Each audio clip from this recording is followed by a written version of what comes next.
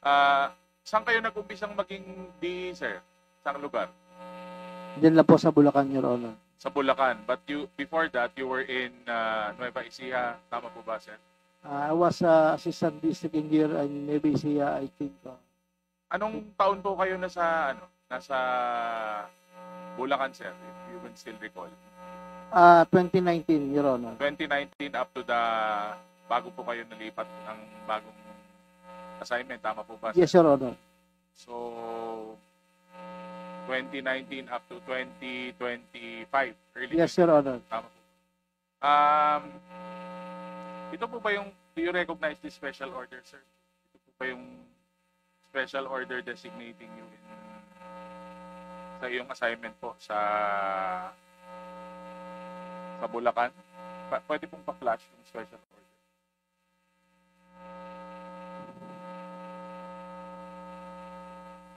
Secretariat. COMSEC is directed to flash the special order, please. Ayan. Tama po ba to, sir? Yung special order na naka-project sa screen? Yes, Your Honor po.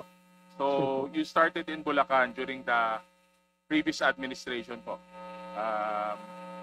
Under the Secretary Mark Villar and under the previous administration. Tama po ba? Yes, Your Honor, Mr. Chair. At ang presidente po rin noon, of course, siyempre, si former President Rodrigo Roa Duterte. And kailan po kayo yung exact date na nalipat po kayo ng region? June 16, 2025, 2025. Your Honor, Okay. Mr. Chair. Thank you, sir. Maraming salamat po. Mr. Chair. Mr. Chair. Just a quick interjection. Let us ask Congressman Tabato. In line with the questioning of Congressman Chua and Congressman Momo, kanina, pinagit ni Congressman Chua sa kanya kung lahat ng mga responsibility niya ay nagagawa niya. Sabi ni District Engineer MD Alcantara, masyadong marami, di ba? Sagot mo, masyadong marami yung pinipirmahan mo yata yung ginagawa mo na hindi mo na kaya.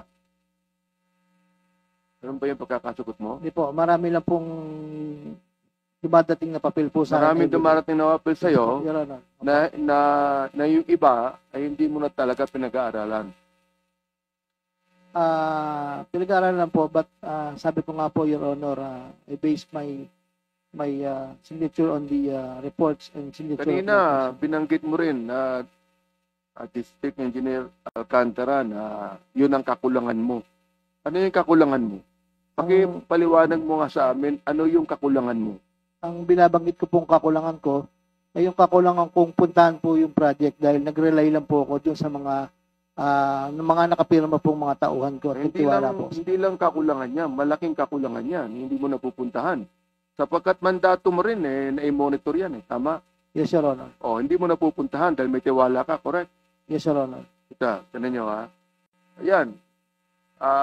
Ibig sabihin, kung ilang mga proyekto hindi mo napupuntahan, wala ka napupuntahan proyekto.